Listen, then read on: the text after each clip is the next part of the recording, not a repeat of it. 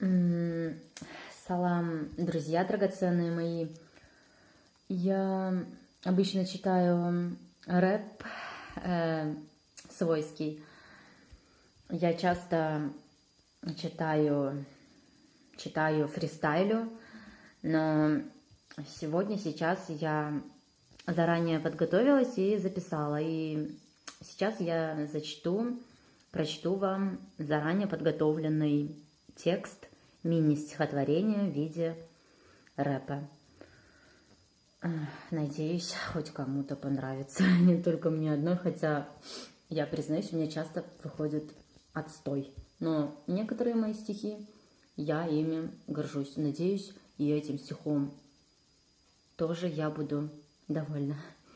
Я не буду называть его отстоем. Итак, укола.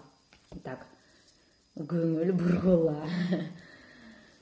Я сидела, как обычно, и глядела, как обычно, на диване, на экран, на телефон. Нет, не так.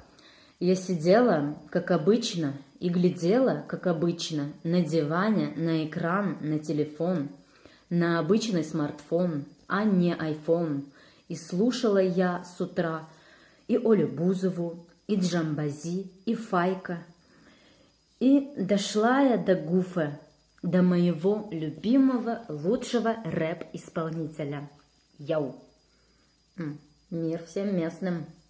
Мир всем домашним и местным. Итак, и дошла я до Гуфа, до моего любимого, лучшего рэп-исполнителя. Слушала, как он уделал друга своего, лучшего, Птаху.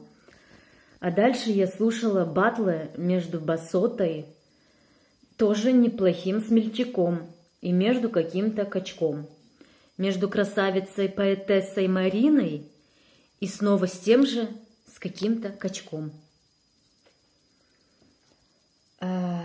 Рахматик, мир всем местным и домашним.